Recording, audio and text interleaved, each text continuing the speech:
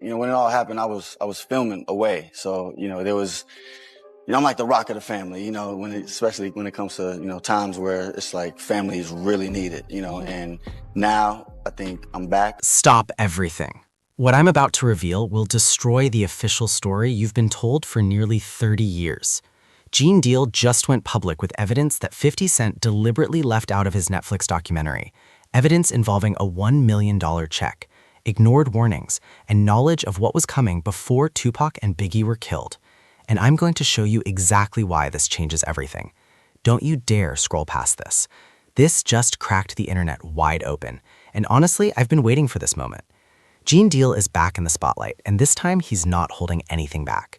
He's claiming there were major details, massive, game-changing details, quietly left out of 50 Cent's Netflix documentary. Details that don't just fill in gaps, they completely shake up everything people think they know about hip-hop's darkest chapter. According to Gene, he's now speaking publicly about alleged evidence tied to the Tupac Shakur shooting, including paperwork he says never made the final cut, and a deeper backstory around Biggie's death that raised red flags behind the scenes, red flags that people in power chose to ignore. You didn't click this by accident. People are saying Gene Deal is exposing moments that 50 Cent chose not to include, moments too dangerous, too controversial, too close to the truth. And whether you believe it or not, the claims are already sending shockwaves through hip-hop history discussions everywhere. So let's get straight into it. No fluff, no delays, just the full breakdown of what's being alleged right now and why I think this might be the most important testimony we've heard in decades. Here's where it gets interesting, and where my suspicions started growing. 50 Cent reportedly sold his documentary centered on Sean Diddy Combs to Netflix for serious money. We're talking millions, and expectations were sky high across the entire culture. Everyone assumed Gene Deal would... I don't mean to be the super big brother dad, but this is nuts. I might record the whole ride. Might run out of storage. I forgot my license is in my knee. Oh, you need that. What'd you forget? My license. And what do you need to drive? would play a key role, since he previously worked closely with Diddy and has spent years sharing his version of events tied to Bad Boy's past. But when the documentary dropped, Gene Deal was missing completely. No interviews, no archive clips, no commentary, absolutely nothing at all. And people noticed immediately. The comment sections exploded with one question: where's Gene Deal? Now, Gene is explaining why, and honestly, his explanation makes my blood run cold. He says certain footage, conversations, and documents were allegedly removed before release, material he believes was too sensitive, too explosive, too legally dangerous for the final edit. And once you hear his side, it becomes crystal clear why producers may have decided to leave it on the cutting room floor. But here's what really bothers me. And this part flips the whole story on its head, so pay close attention.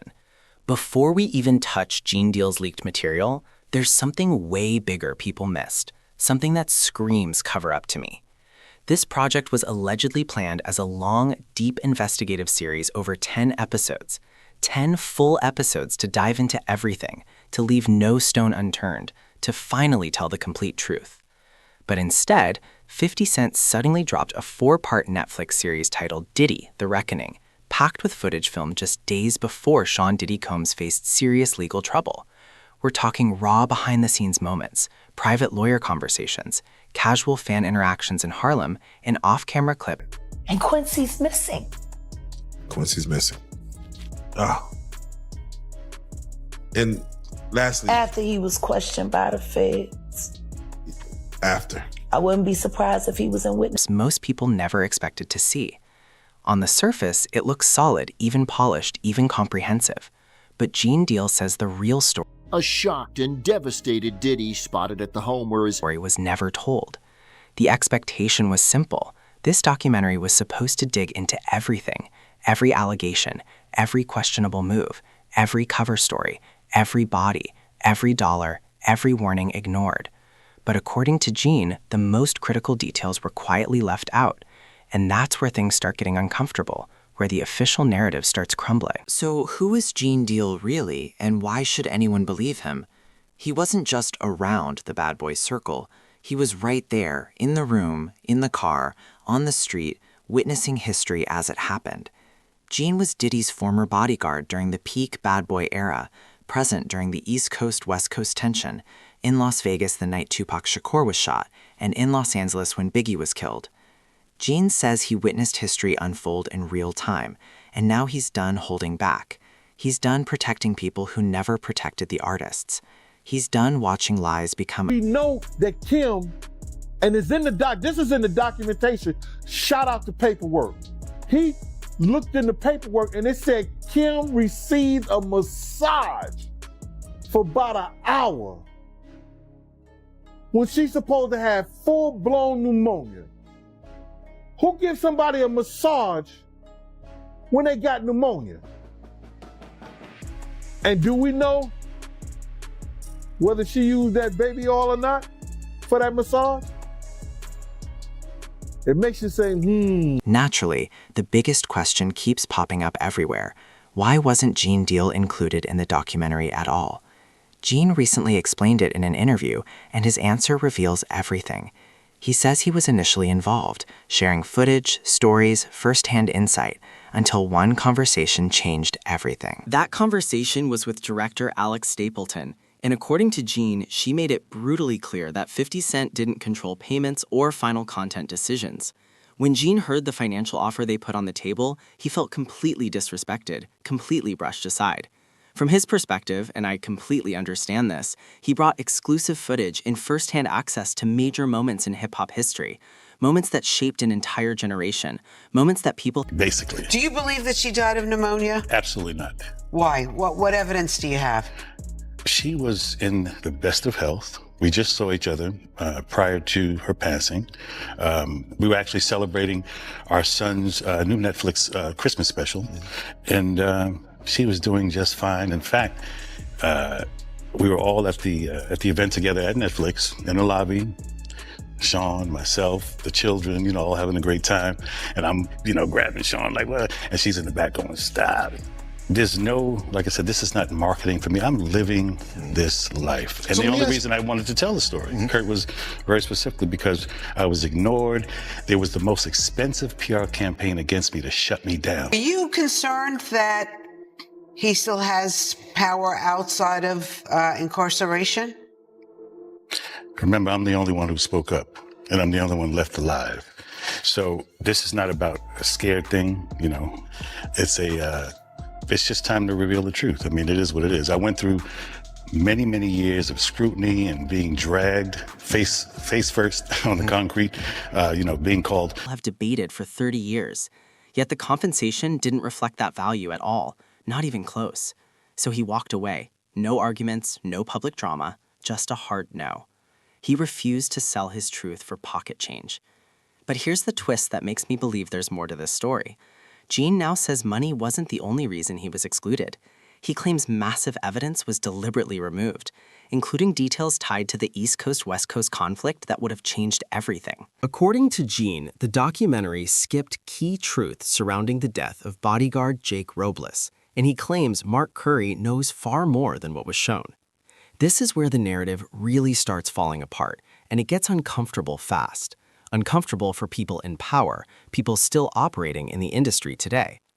Gene Deal says people keep pushing this idea that everything was some deep, mysterious government operation, but according to him, it wasn't that at all. He claims it was a street-level situation involving someone from the Bronx, and law enforcement later confirmed that individual was taken out of the picture during a separate incident at a venue called Magic City. But Gene also challenges the whole East Coast versus West Coast storyline that's been repeated in every documentary, every book, every podcast for decades. He says that framing is flat out wrong and way too broad, a convenient oversimplification that hides the real culprits. According to him, this was never about regions, cities, or coastlines. It was strictly tension between Bad Boy Records and Death Row Records at the top level, specifically between the leaders, the money men, the puppet masters. Artists were still moving freely between coasts. East Coast mobbers were welcomed out west. West Coast artists were still pulling up in New York. The culture was solid overall. The real friction, Gene says, lived strictly between Diddy and Suge Knight. And that part keeps getting glossed over, keeps getting buried. And here's something the documentary completely skipped, something that proves Gene's point about responsibility. Gene claims Death Row actually tried to calm things down. There were attempts to arrange a sit-down, a peace meeting to clear the air between Tupac and Biggie to end the beef before it turned deadly. According to Gene, Diddy refused to attend and wouldn't send anyone from Bad Boy either. That detail, he says, never made the final cut of the Netflix documentary, and it changes everything. From Gene's point of view, and I have to agree with him here, this situation could have been diffused early, could have been... In that coma in 2022, you had the liver transplant, you had the tracheotomy, I mean, all that stuff that went on. Multi-system organ failure. Yeah, Wow. 60. Have they figured out what happened yet? We will.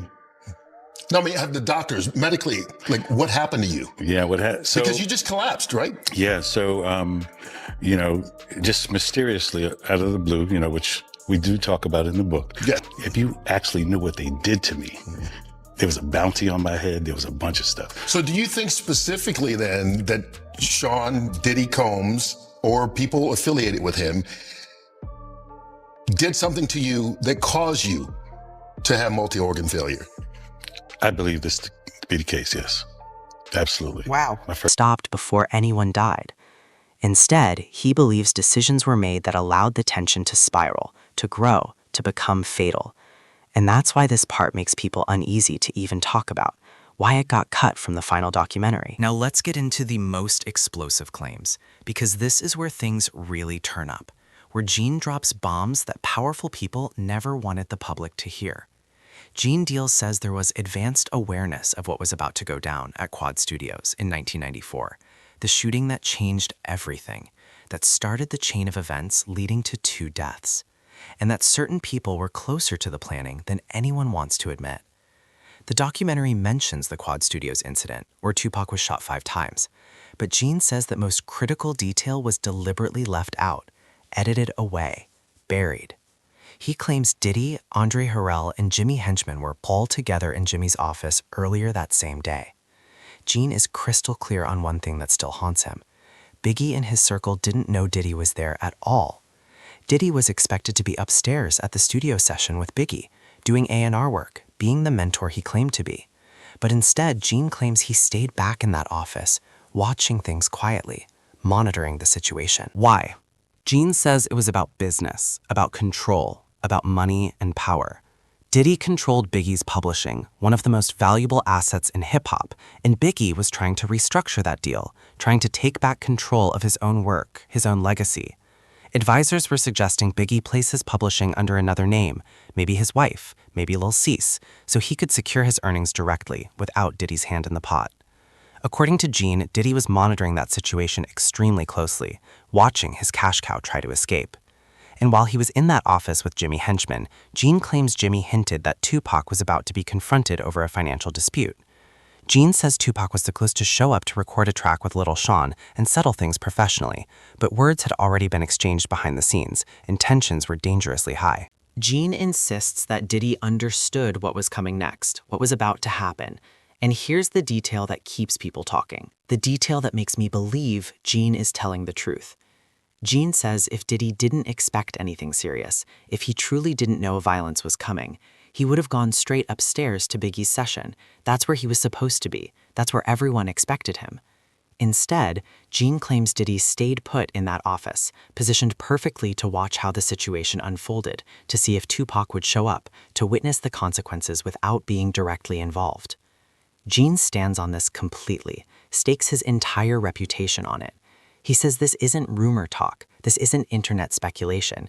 This is what he personally witnessed with his own eyes, and he believes the documentary avoided this part on purpose because it's too damning, too direct, too impossible to explain away. This part hits different because Gene says the signs were there from the beginning and nobody in power spoke up.